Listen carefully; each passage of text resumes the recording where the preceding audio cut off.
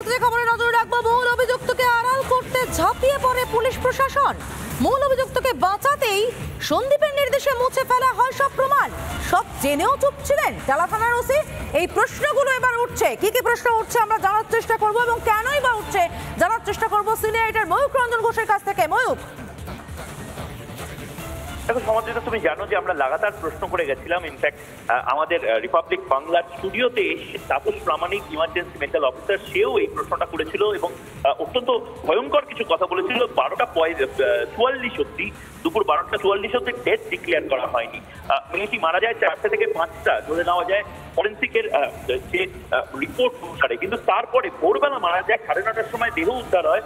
12:44 অব্দি আমরা একেবারে, আবারও বলছি, সিবিআই এর একেবারে টপ সোর্সেস থেকে আমরা যা জানতে পারছি, সন্দীপ ঘোষ এবং এই টালা থানার ওসি তারা দায়িত্ব নিয়ে কার্যত লুটপাট করার একটা পরিবেশ করে দিয়েছিল যে সেমিনার রুম বা তার পাশের যে রুম রয়েছে এই গোটা ফ্লোরটায়, এবং নির্দিষ্টভাবে ক্রাইম স্পট বদলানোর ক্ষেত্রে দাঁড়িয়ে এদের ভূমিকা ছিল।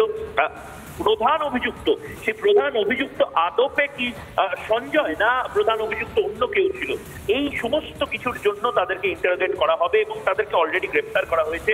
প্রধান অভিযুক্ত যে, সেই প্রধান অভিযুক্তকে বদলে দেওয়ারও চেষ্টা হয়েছিল। অর্থাৎ আমরা এখনো যেটা গুঞ্জন ফিসফাস আছে সমাদৃতা, যে প্রধান অভিযুক্তের জায়গায় সঞ্জয়কে দাঁড় করিয়ে দেওয়া হয়েছে। সঞ্জয়ের বিভিন্ন স্যাম্পলস ওখানে ইমপ্লান্ট করে দেওয়া হয়েছে। এই সমস্ত কিছু কিন্তু বাস্তবে হতে পারে। তার কারণ আমরা এখন যে তথ্য পাচ্ছি, প্রধান অভিযুক্তকে আড়াল করতে সেই সময় সন্দীপ ঘোষও সেখানে উপস্থিত ছিলেন বলে মনে করা হচ্ছে। এই ধর্ষণ এবং খুনের ঘটনায় সন্দীপ ঘোষ দাঁড়িয়ে থেকে এভিডেন্স ট্যাম্পারিং এ মদত দিয়েছেন। 12:44 অব্দি তিনি কাউকে লিখতে দেননি যে ব্রড ডেড, অর্থাৎ পোস্টমর্টমে নিয়ে যেতে দেননি, এবং তারপরেও পোস্টমর্টমে নিয়ে যাওয়া হয়নি, সন্ধ্যে 6:10 নিয়ে যাওয়া হয়েছে। মাথায় রাখো, এই সমস্ত কিছু যখন হচ্ছে তখন কিন্তু বাইরে বসে আছে অভয়ার মা এবং বাবা। তাদেরকে এক মুহূর্তের জন্য ভেতরে ঢুকতে দেওয়া হয়নি সেমিনার রুমে। এই টালা থানার ওসি, সেই টালা থানার ওসি বিনীত গোয়েলের যে পুলিশ ফোর্স আছে, কলকাতা পুলিশ ফোর্স, এটা কত বড় লজ্জার ঘটনা। টালা থানার ওসি দাঁড়িয়ে দাঁড়িয়ে আসলে এভিডেন্স ট্যাম্পারিংটা দেখে গেছেন।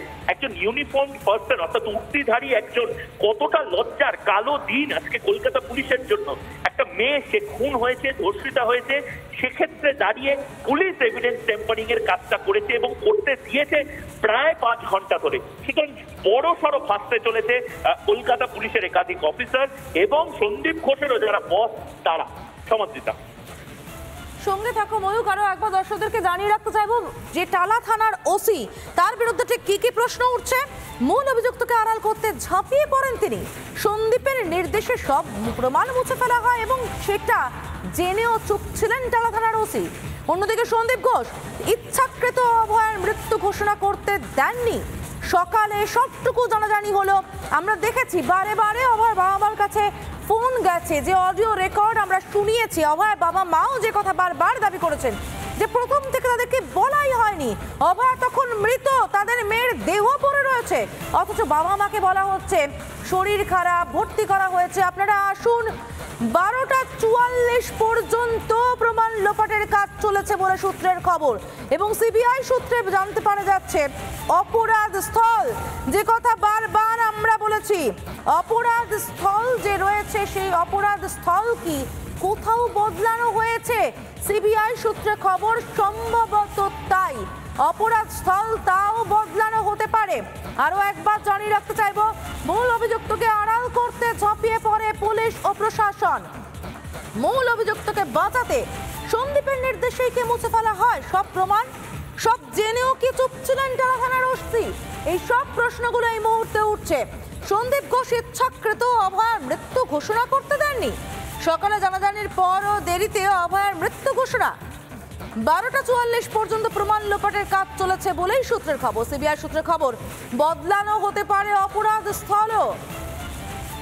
সন্দীপ ঘোষ এবং টালা থানার ওসি দুজনের ভূমিকা নিয়েই বড় প্রশ্ন উঠে যাচ্ছে। সিপিএম নেতা সুজন চক্রবর্তী তিনি কি বলছেন আমরা শুনে নেব এই বিষয়ে।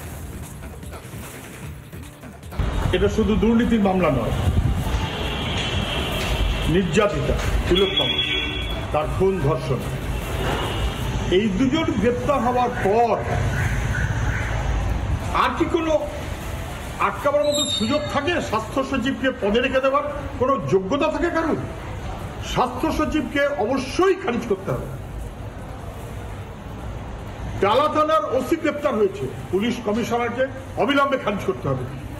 পুলিশ কমিশনারকে শপথে রেখে, স্বাস্থ্য সচিবকে শপথে রেখে আসলে অপরাধীদের প্রশ্রয় দেওয়ার চেষ্টা করেছেন মুখ্যমন্ত্রী।